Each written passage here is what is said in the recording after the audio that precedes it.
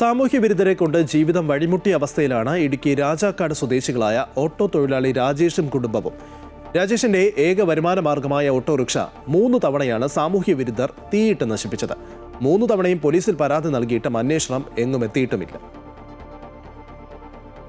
തൊഴിൽ ചെയ്ത് ജീവിക്കാൻ നീതി തേടി അലയുകയാണ് രാജാക്കാട് മുല്ലക്കാനത്തെ ചൂഴിക്കരയിൽ രാജേഷ് എന്ന ഓട്ടോറിക്ഷ തൊഴിലാളി.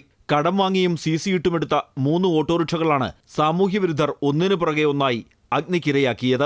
ഓരോ തവണയും പരാതി നൽകും, പോലീസ് അന്വേഷണം നടത്തും, എങ്ങുമെത്താതെ അവസാനിപ്പിക്കും. ആദ്യ ഓട്ടോറിക്ഷ കത്തിച്ചപ്പോൾ പോലീസ് നിർബന്ധിച്ച് പരാതി പിൻവലിപ്പിച്ചു. പിന്നീടും ആവർത്തിച്ചതോടെ ഇടുക്കി SP-ക്കും മുഖ്യമന്ത്രിക്കുമടക്കം പരാതി നൽകി. എന്നിട്ടും ഫലമുണ്ടായില്ല. ഏറ്റവും ഒടുവിൽ കഴിഞ്ഞ ഡിസംബറിൽ ഹെൽമറ്റ് ധരിച്ച് കുട ചൂടിയെത്തിയയാൾ ഓട്ടോറിക്ഷ തീയിട്ട് നശിപ്പിച്ചു. ഇതിന്റെ CCTV ദൃശ്യങ്ങളും പോലീസിന്റെ കയ്യിലുണ്ട്. എന്നിട്ടും പ്രതിക്കായി പോലീസ് ഇരുട്ടിൽ തപ്പുന്നു. പ്രതികളെക്കുറിച്ച് വ്യക്തമായ ധാരണയുണ്ടായിട്ടും കേസന്വേഷണം അട്ടിമറിക്കുന്നുവെന്നാണ് രാജേഷിന്റെ ആരോപണം. ആദ്യം ഒരാഴ്ച കൊണ്ടൊക്കെ നല്ല രീതിക്ക് അന്വേഷണം മുമ്പോട്ട് പോയാണ്. പിന്നെ ഏതോ ഞാൻ പ്രതികളിൽ നിന്ന് സംശയിക്കുന്ന ആളുകളിൽ നിന്ന് രാഷ്ട്രീയപരമായോ സാമ്പത്തികപരമായോ കൈപ്പറ്റിക്കൊണ്ട് അവർ അന്വേഷണം അട്ടിമറിക്കുന്നതായിട്ടാണ് എനിക്ക് അനുഭവപ്പെടുന്നത്. സമീപത്തുള്ള CCTV ദൃശ്യങ്ങൾ പരിശോധിക്കുന്നതിനോ ഓട്ടോറിക്ഷ കത്തിച്ചയാളെത്തിയ വാഹനം കണ്ടെത്തുന്നതിനോ പോലീസ് യാതൊരു നടപടിയും സ്വീകരിച്ചില്ല. ഏക വരുമാനം നിലച്ചതോടെ മരുന്ന് വാങ്ങാൻ പോലും പണമില്ലാതെ ദുരിതത്തിലാണ് രാജേഷും കുടുംബവും.